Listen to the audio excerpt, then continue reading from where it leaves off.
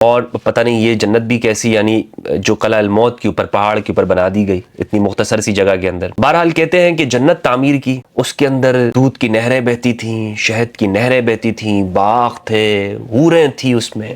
اور آپ یہ دیکھیں کہ مصر پہلے یہ یعنی شیعان علی کے پاس رہا ہے، جامعہ الزہرا کے نام سے تھا، یعنی سیدہ زہرا کے نام پر یہ یونیورسٹی قائم کی تھی اور اسماعیلیوں نے قائم کی تھی۔ بسم اللہ والصلاة والسلام علی رسول اللہ وآلہ وعلی السلام علیکم ورحمۃ اللہ وبرکاتہ۔ امید کرتا ہوں آپ لوگ خیر سے ہوں گے، پروردگار آپ سب کو اپنے زمان میں رکھیں۔ حسن صبا، میں ان پر پہلے بھی گفتگو کر چکا ہوں، آج ان پر ایک الگ زاویے سے بات کرنا چاہتا ہوں۔ کہا جاتا ہے کہ حسن صبا جو کہ ایک فاطمی حکمران تھا، ایک اسماعیلی باطنی حکمران تھا، اس نے لوگوں پر زبردستی حکومت کر کے ان کا زبردستی مذہب تبدیل کرایا۔ جو زبردستی مان جاتے تھے تو ٹھیک ہے، ورنہ تو پھر وہ یہ کرتا تھا کہ اس نے اپنی ایک قلعہ الموت کے اوپر ایک جنت تعمیر کی ہوئی تھی، اور پتہ نہیں یہ جنت بھی کیسی، یعنی جو قلعہ الموت کے اوپر پہاڑ کے اوپر بنا دی گئی اتنی مختصر سی جگہ کے اندر۔ بہرحال کہتے ہیں کہ جنت تعمیر کی، اس کے اندر دودھ کی نہریں بہتی تھیں، شہد کی نہریں بہتی تھیں، باغ تھے، حوریں تھیں اس میں۔ اور حسن صباح نے وہاں پر جو نوجوان آ جایا کرتے تھے ان کی خاص طرح سے برین واشنگ کرتا تھا، اور لوگوں کو اس زمانے میں حشیش پلا کر، حشیش بھنگ پلا کے لوگوں کو وہ شیعت کی تبلیغ دیتا تھا۔ یعنی جو اس نے شیعہ بنائے اس حسن صباح نے، تو وہ اس طرح کر کے بنائے، یا تو زبردستی بناتا تھا، مسلمان حکمرانوں کو قتل کرتا تھا، ارد گرد کے جو مسلمان ہوتے تھے حکمران جو سنی، ان کو خط لکھتا تھا کہ بھائی تم میرے مذہب میں داخل ہو جاؤ، اگر نہیں ہوگے تو تمہارا حشر بھی ایسا ہوگا۔ اور اپنے فدائی بنائے ہوئے تھے، اور ان فدائیوں کے ذریعے یہ کام کرتا تھا کہ جو سنی آبادی ہوتی تھی ان پر حملے کیے جاتے تھے۔ آج بھی جو ایسیسینیشن ہے، اس لفظ کو عربی میں حشاشین، حشاشیہ کہا جاتا ہے۔ تو یہ جو لوگوں کو قتل کرنا، یہ فدائی کاروائیاں آج بھی جو ہو رہی ہیں، تو اس لفظ کو کہتے ہیں کہ سب سے پہلے آغاز کرنے والے یہ حسن صباح، یہ شیعہ تھا۔ میں پہلے فاطمی خلافت کے اوپر گفتگو کر چکا ہوں، الدولۃ الفاطمیہ، کہ جو مسلم دور حکمرانی کے اندر جو شمار ہوتی ہے، اس کی جو تاریخ ہے، میں نے آپ کو ویڈیو میں بتائی تھی کہ 297 ہجری سے لے کر 567 ہجری تک، یعنی 909 سے 1171 تک فاطمی حکومت قائم رہی۔ اور یہ جو حکومت تھی، یہ افریقہ اور مصر کے اوپر اس کو قائم کیا گیا تھا۔ مصر میں 200 سال تک یہ حکومت رہی ہے، اور آپ یہ دیکھیں کہ مصر پہلے یہ یعنی شیعان علی کے پاس رہا ہے۔ لیکن کیا وجہ ہے کہ مصر، آپ یہ دیکھتے ہیں کہ وہاں کی آبادی زیادہ طور پر شیعہ نہیں ہوئی، اور وہاں پر زیادہ آبادی ہمیں سنی نظر آتی ہے۔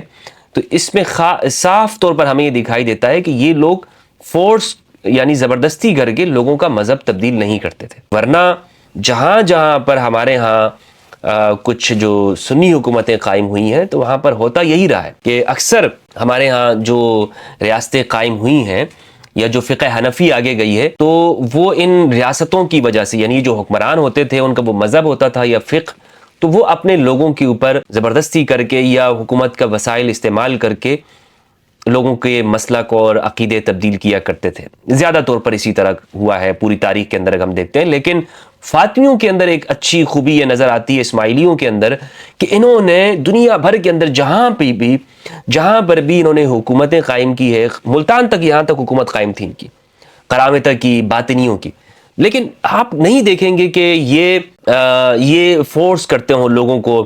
اکثریت جہاں جہاں انہوں نے حکومت قائم کی ہے، انہوں نے کسی پر زبردستی نہیں کی۔ یعنی فاطمیوں کا جو دور اقتدار ہے، اس میں آپ دیکھیں کہ جب محمود غزنوی یہاں آیا تھا، تو ایک تو ہمیں یہ چہرہ بتایا جاتا نا کہ محمود غزنوی یہاں پر سومنات کا مندر توڑنے کے لیے آیا تھا۔ دوسرا حقیقت یہ ہے کہ عباسی حکمرانوں نے، یا وہاں پر جو عرب کے جو لوگ تھے، جو حکمران تھے وہاں پر، محمود غزنوی ان کا ایک اعلیٰ کار تھا۔ محمود غزنوی کو باقاعدہ طور پر یہاں کے جو قرامطہ یا جو اسماعیلی ہیں، جو شیعہ حکومتیں یہاں پر تھی، یا جو مختلف چھوٹی چھوٹی ریاستیں قائم ہوئی تھیں ملتان کے اوپر اور دوسری علاقوں میں، ان کے خاتمے کے لیے بھی بھیجا گیا تھا۔ اسی لیے جہاں ہندوؤں کے ساتھ اس کے معرکے ہوئے ہیں، وہاں پر اسماعیلیوں کے ساتھ بھی ہوئے ہیں۔ اور آپ کو حیرت انگیز بات بتاؤں کہ یہاں کے اسماعیلیوں نے محمود غزنوی کا ساتھ نہیں دیا، بلکہ انہوں نے ہندوؤں کا ساتھ دیا۔ کن کا ساتھ دیا؟ ہندوؤں کا ساتھ دیا، کیونکہ وہ یہ دیکھتے تھے کہ یہ ان پر بھی ظلم کرنے والا ہے۔ تو ایک بات تو یہ ہے، میں نے آپ کو بتائی کہ فاطمیوں کی جو حکومت تھی اس کے اندر لوگوں کو آزادی تھی، اپنے مذہب کے اوپر اور اپنے عقیدوں کے اوپر قائم رہنے کی. مصر میں جو فاطمی خلافت ہے اس کو ہم اگر دو حصوں میں تقسیم کریں تو فاطمی خلیفہ الحاکم بامر اللہ، یہ بڑی اہم یعنی ایک پوائنٹ ہے حاکم بامر اللہ کا. ایک ان کے اختتام کا دور ہے جو کہ صلاح الدین ایوبی کے ہاتھوں ہوا، اور ایک حاکم بامر اللہ تک. حاکم بامر اللہ ایک بڑے اہم شخص ہیں یہاں پر فاطمی جو حکمرانوں کے اندر. آپ دیکھیں گے اسماعیلیہ ان کی بڑی عزت کرتے ہیں.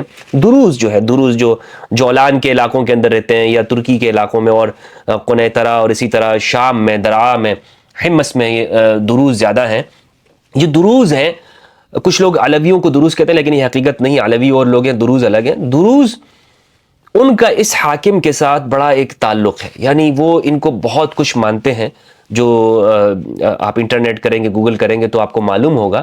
لیکن بعض اسماعیلیوں سے میری جہاں بات ہوئی ہے تو وہ یہ کہتے ہیں کہ یہ ایک امام تو ان کو مانتے ہیں، اسماعیلی ان کو امام مانتے ہیں، لیکن دروز امام سے بھی آگے بڑھ کر کچھ معاملہ ان کے ساتھ کرتے ہیں. کہتے ہیں کہ یہ غائب ہو گئے تھے، چلے گئے تھے، اور پھر آج تک وہ لوگ ان کے انتظار میں ہیں وغیرہ وغیرہ. انہوں نے دو مرکز قائم کیے تھے ایک مصر کے اندر. ایک تو سیاسی مرکز تھا اور دوسرا جو یعنی قاہرہ، اور دوسرا دعوتی مرکز. دعوتی مرکز ان کا جامعۃ الازہر، جسے آج جامعۃ الازہر کہتے ہیں، یہ جامعہ الزہرا کے نام سے تھا، یعنی سیدہ زہرا کے نام پر یہ یونیورسٹی قائم کی تھی اور اسماعیلیوں نے قائم کی تھی. یہ سنیوں نے نہیں قائم کی تھی، یہ اسماعیلیوں نے یہاں پر قائم کی تھی.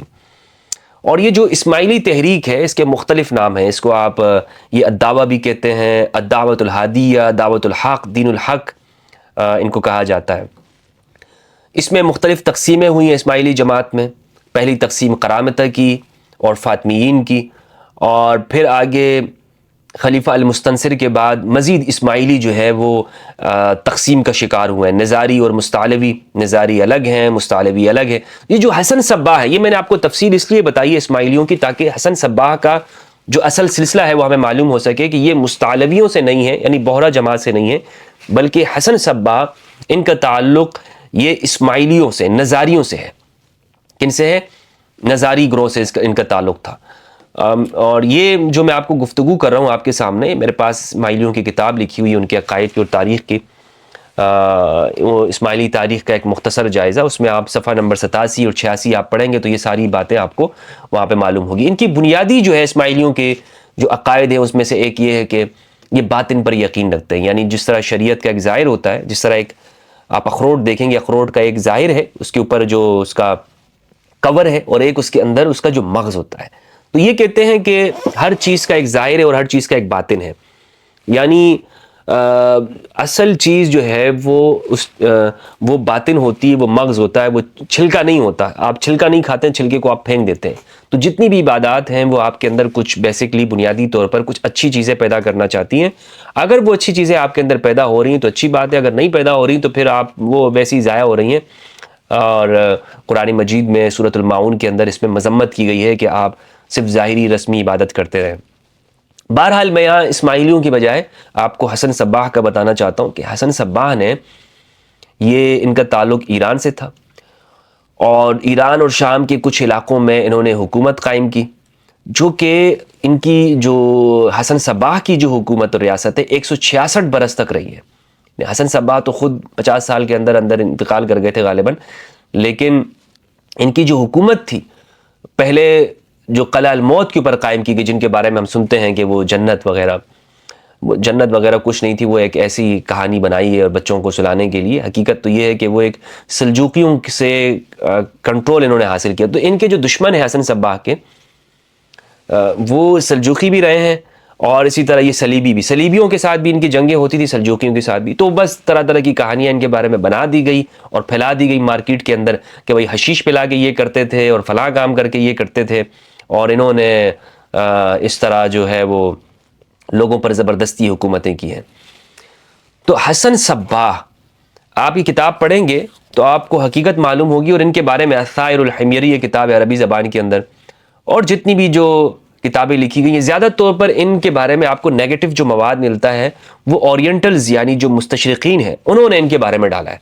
کیونکہ یہ جو آپ اندازہ لگائیں کہ یہ جو اورینٹلز ہیں نا، یہ انہوں نے جو کام کیا ہے تاریخ کے ساتھ، بڑا انہوں نے کھلواڑ کیا ہے تاریخ کے ساتھ.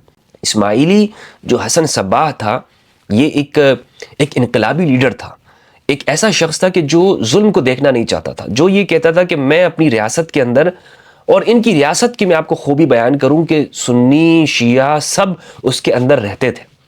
یعنی جہاں بغداد کے اندر سنی شیعہ آپس میں بحثیں کر رہے ہیں، مناظرے ہو رہے ہیں، لڑ رہے ہیں، ان کی ریاست کے اندر لوگوں کو روٹی، کپڑا، مکان عملی طور پر ملتا تھا. یعنی خود حسن صباح کا واقعہ بیان کیا جاتا ہے کہ ایک مرتبہ یہ